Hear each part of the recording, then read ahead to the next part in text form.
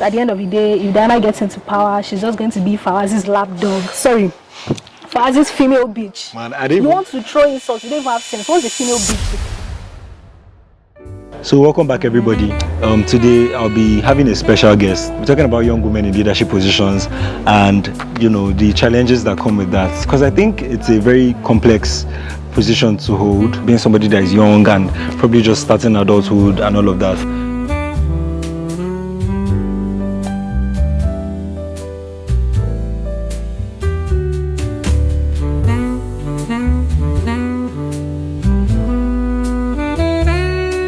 Tell us, who are you?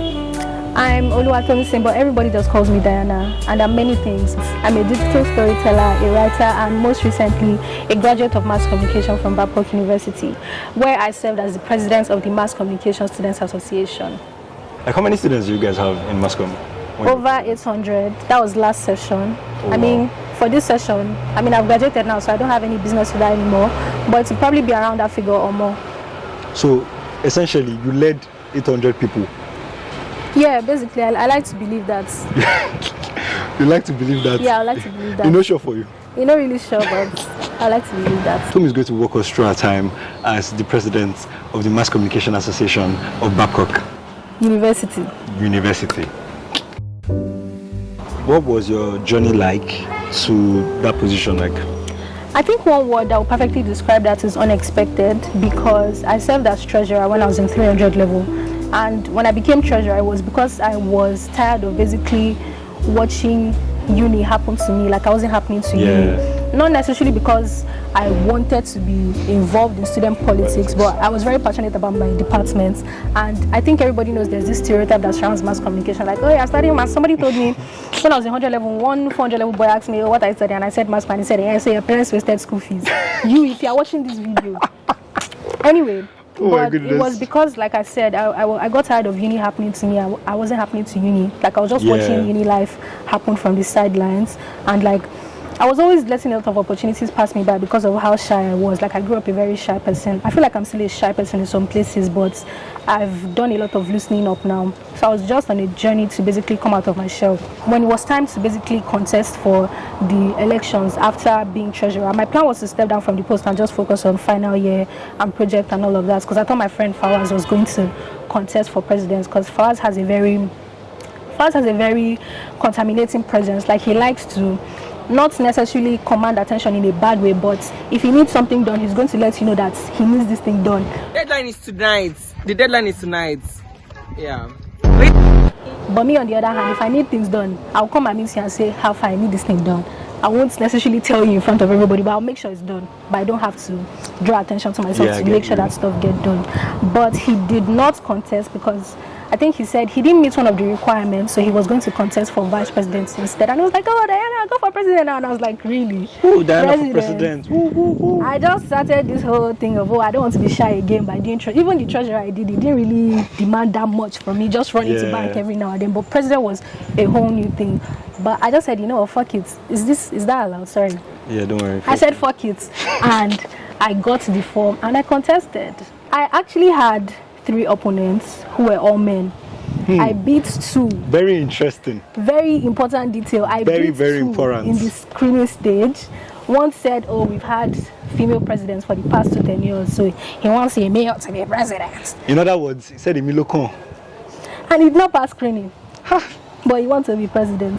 Anyway, the person that eventually passed screening, he's actually somebody that I admire. We don't talk a lot. I don't think we've ever had a discussion a day in our lives. Yeah. But he's somebody that I really admire because he's a very intelligent person, and I really admire him for wanting to go for that. If he had won, honestly, I wouldn't necessarily be sad. I would feel bad, obviously, but I wouldn't be sad because it would still have been in good hands either way. So you respected that opponent? Yeah, I did. But the one that he essentially said Emilokon, nothing really. I knew he was not going to pass screening. You knew? Yeah. But that's a bold statement too. Yeah, I knew he wasn't going to pass Why? screening.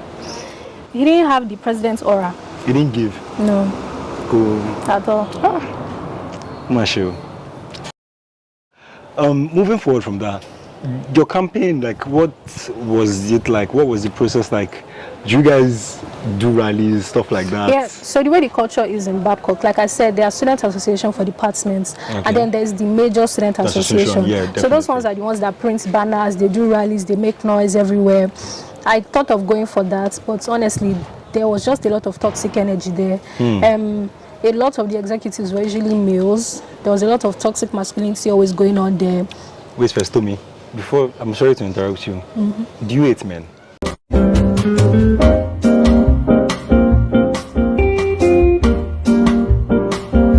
No, I don't. Okay, we can move on. It's just that when it comes to politics, especially in that major student association, I don't know, they always feel like the power was just for them. Like, for them it's my guy, I go support my guy.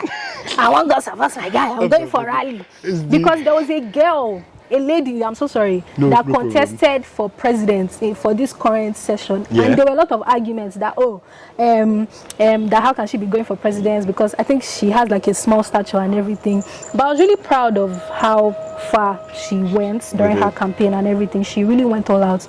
I mean, her opponent also did well, but I just felt like it was kind of weird because the person that eventually won, his brother was also president. So I'm like, are you people hugging Babcock University politics in your family? There's a family thing that's going for on. Babcock. Which way you go see suffer more than enjoyment? How much bonus salary, sir?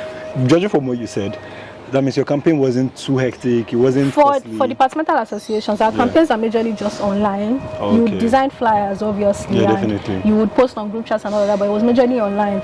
But also, I mean, in the department, I wouldn't say that people did not know me. I knew people. I just didn't speak to a lot of people, and a lot of people thought I was stuck up before I became president. And like I mentioned before, I grew up a very shy person. I also have a resting bitch face, so that the combination of the two is very bad, because having a resting bitch face and then being a shy person that doesn't talk to people, everybody just thinks you're stuck up and you don't like to talk to people. So it was even until my final year that I started talking to people. So they did this anonymous thing, I think during when we were campaigning. Remember my friend Fawaz that was contesting for vice president, people were saying, that at the end of the day, if Diana gets into power, she's just going to be Fawaz's lapdog. Sorry, Fawaz's female bitch. Man, I didn't you want to throw insults, you don't even have sense. What's a female bitch? Is a bitch not already female?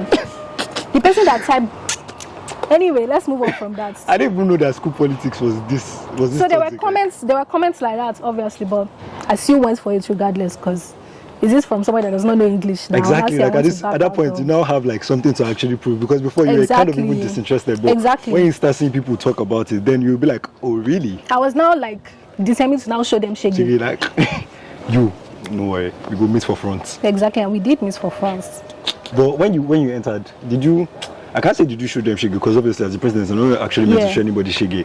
But like, would you say that it affected your outlook towards certain people? Like, did it in any way shape your energy coming to them as like, from a position of authority? Because it's one thing to say that, I won't be that kind of person, like, what do they matter? But when I be president and you don't show me shaggy before. Okay, so you know how I mentioned that my friend Fawaz is the type of person that has this commanding presence?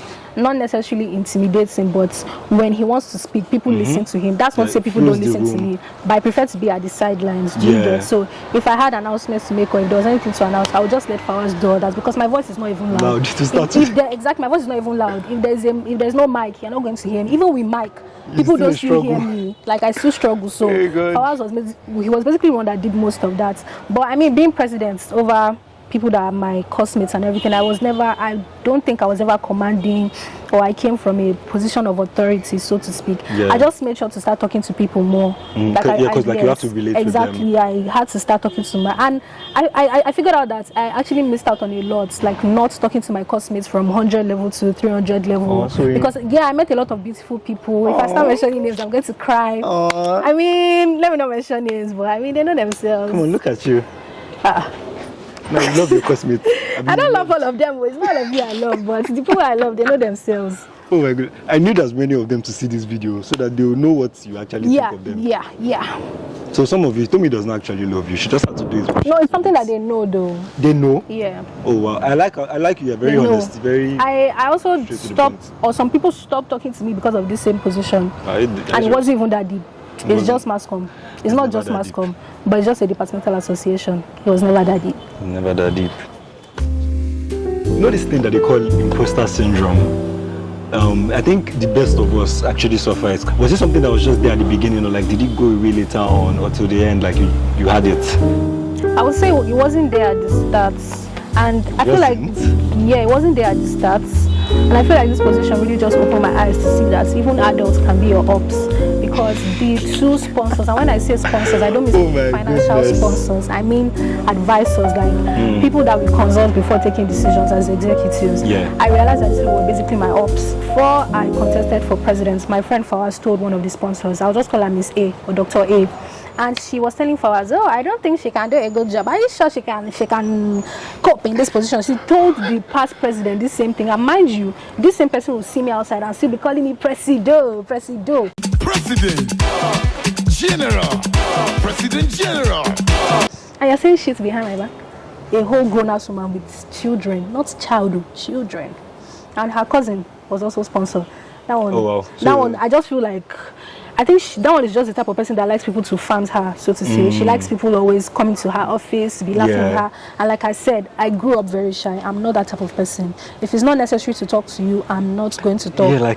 If it's not necessary, why am I coming to your office if I don't have anything to say? So I feel like both of them just they're just kind of against me for that reason. They're always trying to spin some kind of narratives and everything, but at the end of the day, what mattered to me were the feelings of my fellow executives, and I don't think you can ask any one of them and they will tell you that Diana did not do a good job. So sometimes it did feel like, or am I the one that's actually not up to the task? Like, okay, maybe they are actually right. Like, maybe what these people are saying is true. But I was up to the task. I was more than up to the task. Like mad. I did more than expected. The one that did not even send me, I passed on. So it's not a matter of kineka. It's the confidence for me. I've always known how to be a confident person, but it seems like this president thing that she did is really... Yeah, it really I don't know, it teaches... Hey, I said teaches. It teaches you a lot of things. Hey, God. It opens your eyes to a lot of things. You say you kept a happy board. What's that? What does that board mean? Of executives or whatever you guys I did. Very happy. Very happy? Very happy, very excited to work with me. I feel like I was not the typical... leader. Exactly, I was not the typical leader. Like that was, of course, I dished out orders and I was serious when I needed to be. But if I didn't need to be serious, I was not serious. Like I was always very playful. Always just, I never let anybody feel like, oh, you are beneath me. Do you get? It was always a like one-to-one relationship thing. And I'm grateful that that's how my character is. Because that's how I want people to relate with me. That's very beautiful. Yeah, of course it is. Because I'm beautiful. What's the craziest thing that anybody said to you during your time in office? The craziest thing that anybody said to me during my time in office was close to the end of my tenure when we were about to hand over. And some boy, I don't even know what he looks like to this, they entered my DM and he was talking about my president. I just feel like I have to speak up about this. I feel like the position of authority, you're limiting it to one gender. Oh my goodness. You're not allowing men into power. Because the list that you just brought out now, almost all of them are women. And I was like, is this person a mad person? For the screening that we did, there were 3 men on the screening panel. In total, the number of men that came to contest for post, I don't think they were up to 4. I think there were 3. Oh, wow. 3, 4. Let me just say 3, 4. And out of that same 3, 4, one still tried to scam us with CGPA. So, he was not talking about that he feels like, I should send out a memo inviting men to come and hold posts. I don't understand. I don't understand. We put out memo that if you want to do this thing, come for screening. And the people that were interested applied. Out of the people that applied, there's only 1 or 2. Only 1. What am I saying? 1 that eventually got the post. The second one came in through by-elections because literally nobody else was interested. Nobody else was interested in that post. Talking to me, talking about some, it's only women that are in power. Shady. You, that boy. I think your name is Simeon. I be Simon. Make your customer do mistakes, see this video. Oh my goodness, it's the fact that you actually still remember his name. Why won't I remember? Because he was spilling a whole bunch of bullshit in my DM and he even said, at some point, I just told him to go and meet HOD, like take it up with the HOD. And God save you. I did. God actually saved you that you did not take it up with that HOD and you did not spoil my mood during my defense period. Otherwise, you would have actually seen something. But what would you say was really your crowning moment that you felt like, I'm her? I feel like there were two highlights. The first one being Creators Day. Creators Day was something that should have happened since 2023. During Iris, she was the one that was president 2 sessions before me. She was actually the person that initiated the idea. It should have happened since 2023, but for some reason, I think lack of funds or something like that, it just couldn't happen. And before I even became president, I remember Fawaz and I talking about it on our way home. That was at the ending of 300 level. I wasn't president yet. I had not gotten the post. I wasn't sure if I was going to get the post. Already talking about it and how if we get into power, this is what we want to do. Like, we've been dragging this idea along. It needs to actually happen. It needs to materialize and everything. And we just kind of went back to the drawing board and we saw that we're expecting too much. Not necessarily expecting too much, but we're dreaming too big. It's fine to dream too big, but consider your pockets. The event eventually happened and it was overly successful, even though I feel like a lot of mass communication students who were supposed to have been there and enjoy the benefits that was primarily for them, and then they left it to people from other departments to come and enjoy. But I'm just happy it happened. Ola of Lagos came, the photographer, we had a PR specialist, Tolani Ayeni, Njideka, very classy woman, a model, came to talk to the students on how to monetize their skills as people in, not even just communication, just as anybody at all, like as a digital creator, how to monetize your skills and how to position yourself in the market to be valuable, basically. So that happened, and it was just one of the, should I say, crowning moments of my tenure. And that was basically 2.5 months in, right? So doing all of that and still juggling it with mini defense, because it was the day after my mini defense, and for it to happen like that was crazy.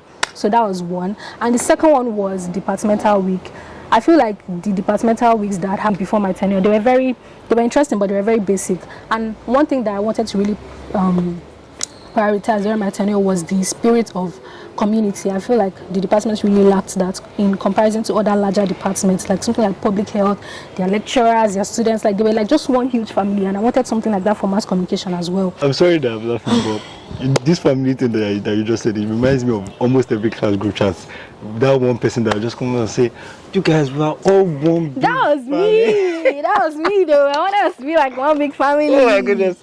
And I feel like we really, that actually happened, because I didn't just say it, I actually put things in place for that to actually happen. For example, the sports day, they will just post flyer, and before you know it, that's the end of it. But this one, we posted flyers everywhere on the group chats. We went to their classes, we told everybody, we did childhood games, we did tug of war, we did all of that, and the turnout was evidence of how hard we actually pushed it. Yeah. And then, you know, the whole week was just very crazy. Like, I loved it. Go to our TikTok. Sorry, they are TikTok now. MCSABU. Amazing. Would you say you had personal time for like yourself as president? Like, how would you say the balance was? Well. First of all, I feel like that's what the executives are there for, right? In cases where I feel like it's literally impossible for me to do something, I'll definitely delegate. And if I feel like the delegation is not working, I'll just have to find a way around it and do it myself. And I feel like the balance it wasn't necessarily so hard to balance. Obviously, it's not the typical student project work thing. It wasn't very difficult, but it was difficult to a certain point. You know, making time for yourself and still making time for a duty for a position that you chose to occupy and everything. So obviously, second semester was way more intense because it's final year, second semester.